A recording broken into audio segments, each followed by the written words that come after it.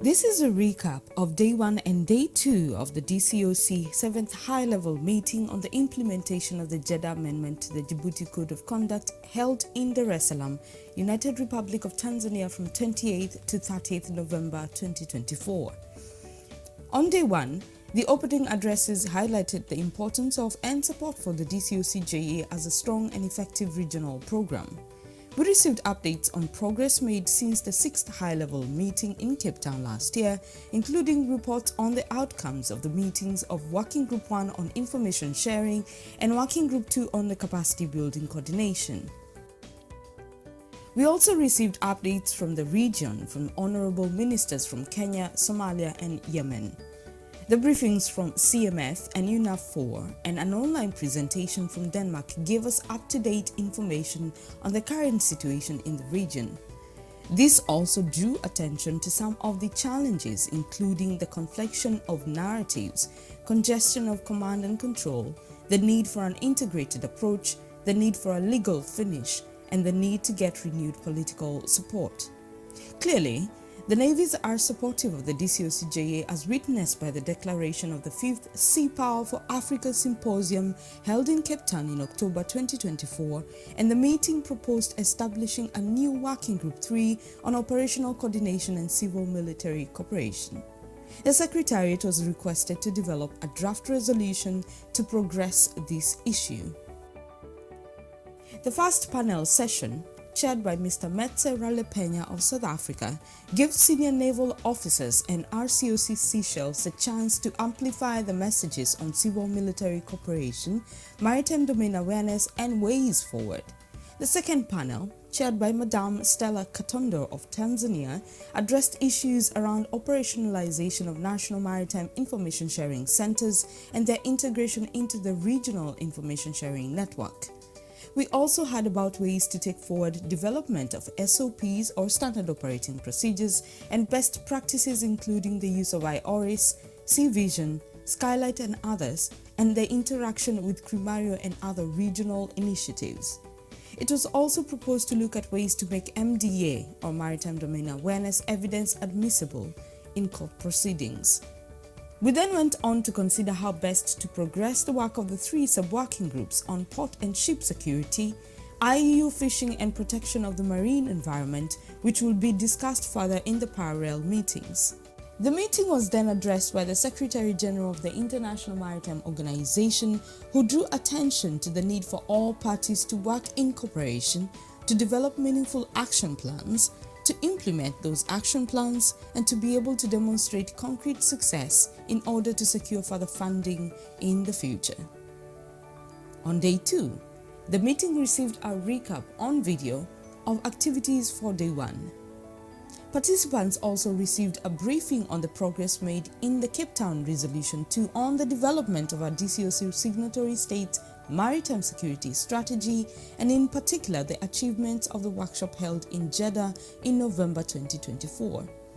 This has included further consideration of the ends, ways and means of achieving the strategic goal to increase prosperity through enhanced maritime security and law enforcement throughout all DCoC signatory states, and the identification of derived tasks necessary to develop the goal. The further development of the framework will continue during 2025 as the basis for a comprehensive regional strategy and associated action plans. The third panel discussion, chaired by Mr. Sasha Ware of UNITAR, considered the following aspects on how to align international development partners' efforts with regional needs and priorities. Number 1. Kenya's implementation of the National Maritime Security Committee, Maritime Coordination Group, and development of a National Maritime Security Strategy was considered. UCAP Somalia's establishment of an MRCC, or Maritime Rescue Coordination Center in Mogadishu, and the training of Somali police officers and prosecutors. UNAFO Atalanta and the Combined Maritime Forces activities to uphold the rule of law, freedom of navigation, and to build capability in regional states. the European Union's activities to enhance regional ownership of information sharing, including the identification of vessels of interest and the need for a legal finish, the US Department of State assistance programs, the United Kingdom's contribution to capacity building and maritime domain awareness, and the need to engage with merchant shipping organizations. Denmark's focus on dialogue-based partnerships rather than a donor and recipient relationship was considered. India's approaches to capability development, capacity building, and operational coordination, including the establishment of national information sharing centers and UNODC's programs to enhance national ownership of law enforcement programs, including evidence gathering procedures. The panel discussion was followed by a presentation by the European Union External Action Service on EU support for the DCoC JA. After these presentations, the representatives of DCoC signatory states and the Friends of the DCoC held parallel meetings to discuss way forward.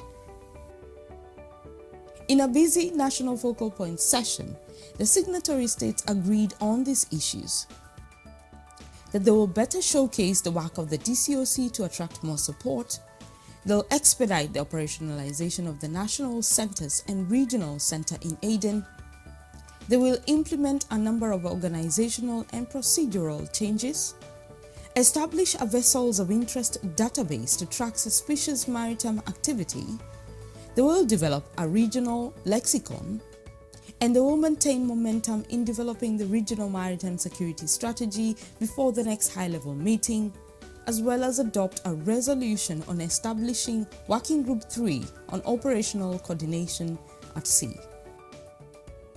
In its parallel meeting, the Friends of the DCoC made a number of recommendations on making the DCoC capacity building matrix a more effective tool for matching regional states' needs with development partners' assistance programs. Friends of the DCoC proposed some technical improvements to the matrix itself, development of protocols on confidentiality and sharing of information contained in the matrix, and its use as a real-time instrument to monitor and track progress. The Friends of the DCoC also considered how to enhance information sharing, capability development, capacity building, and operational coordination, as well as taking stock of ongoing activities, programs, and opportunities in the region. The establishment of a third working group on operational coordination at sea and the need to focus on the legal finish were also discussed. Following the parallel meetings, the rapporteurs of the meetings reported the detailed outcomes to plenary. The Secretariat was then tasked with preparing a draft communique for consideration on day 3. If you would like to contact us on any work-related issues to do with the DCoC, go to our website at www.dcoc.org or write us an email at dcoc@imo.org or follow us on Twitter at IMO Security. DCoC, for the enhancement of maritime security in the Western Indian Ocean and the Gulf of Aden.